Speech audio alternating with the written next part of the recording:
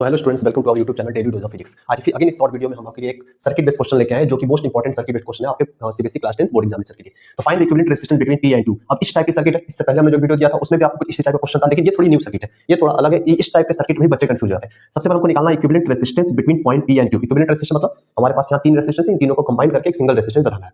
तो ऐसे सर्किट वाले क्वेश्चन कैसे सॉल्व करेंगे? सबसे पहले यहाँ पर अब देख सकते हो पॉइंट पी से एक वायर आया सीधा इस पॉइंट पर, पॉइंट क्यू से एक वायर आया और यहाँ पर वायर थोड़ा सा उठा हुआ है। इस पॉइंट का मतलब होता है वायर विदाउट ज्वाइंट।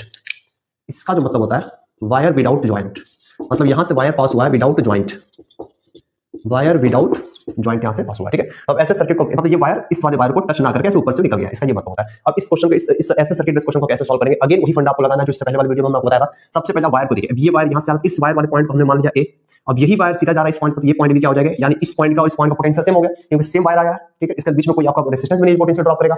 इसके बाद अब देखिए अगेन एक वायर यहां से जा रहा है, इस पॉइंट को हमने मान लिया बी, तो यही वायर आपका सीधा जा रहा है इस पॉइंट पर, ये पॉइंट भी क्या हो जाएगी आपकी बी। हमने क्या कहा था, आपने अगर इतना काम कर लिया तो आपकी सर्किट ये बहुत ही इजीली सॉल्व हो जाएगी। अब आपको क्या करना चाहिए, आपको क्या करना है, यहाँ पर दो वायर है, ठीक है, और दो पॉइंट हमने एज्यूम किया ए और बी, तो आपको सिंपल ए और बी आपको यहाँ पर ए और बी सिंपली यहाँ पर लिख देना। सपोज हमने लिखा यहाँ पर ए पॉइंट और एक पॉइंट हमने लिखा बी पॉइंट। ठीक है, अब देखिए ए पॉइंट और बी पॉइंट के बीच में एक रेजिस्टेंस है 4 ओम का, तो आप लिख दीजिए 4 ओम का।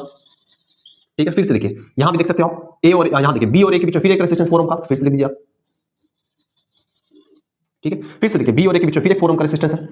बी ए बोले ए और बी के बीच में दोनों की बात है। ये तीनों रेजिस्टेंस कितने हैं? 4 ओम, 4 ओम और 4 ओम। ठीक है, अब सर्किट आपको इजीली देखते हो कि ये तीनों सर्किट, ये तीनों रेजिस्टेंस आपके किस कनेक्शन में कनेक्ट हो चुके हैं? Parallel connection. पैरेलल कनेक्शन कैसे पहचानते हैं? जब भी तीन रेजिस्टेंस के इनपुट देखिए, इनका इनपुट देखिए, इसका इसका इसका तीनों इनपुट एक पॉइंट पर है और इनका आउटपुट देखिए बी वाले पॉइंट पर है, यानी तीनों रेजिस्टेंस का इनपुट एक पॉइंट पर है, तीनों रेजिस्टेंस का आउटपुट एक पॉइंट पर कनेक्टेड, ऐसे सर्किट को बोलते हैं पैरेलल सर्किट। अब इनको इजीली सॉल्व कर सकते हैं। पैरेलल इक्विवेलेंट का फॉर्मूला क्या होता है? 1/R equivalent is equal to 1/R1, तीन रेजिस्टेंस है तो R1 + R2 + R3 लेंगे, 1/R2 + 1/R3। आप इनको सॉल्व कर दीजिए, 1/4 + 1/4 + 1/4 सॉल्व करोगे कितना आ जाएगा आपका? आ जाएगा 3/4। अब ये R इक्विवेलेंट ऊपर जाएगा, तुम्हारा पैरेलल में कितना आंसर आ गया?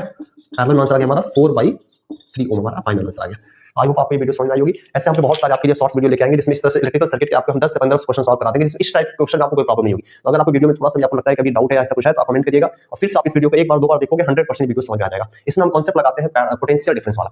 अगर आपको सोचिए अगर ये वायर यहां से यहां आ रहा है और ये वायर अगर सीधा आ रहा है, तो यहाँ का जितना पोटेंशियल होगा, यहाँ जितना वोल्टेज होगा, वही वोल्टेज पोटेंशियल यहाँ पर जाएगा क्योंकि बीच में कोई रेजिस्टेंस नहीं है। सेम यहाँ का वायर यहाँ आ रहा है तो यहाँ का भी पोटेंशियल इस वाले पॉइंट पे इस वाले पोटेंशियल सेम होगा। Okay, thank you.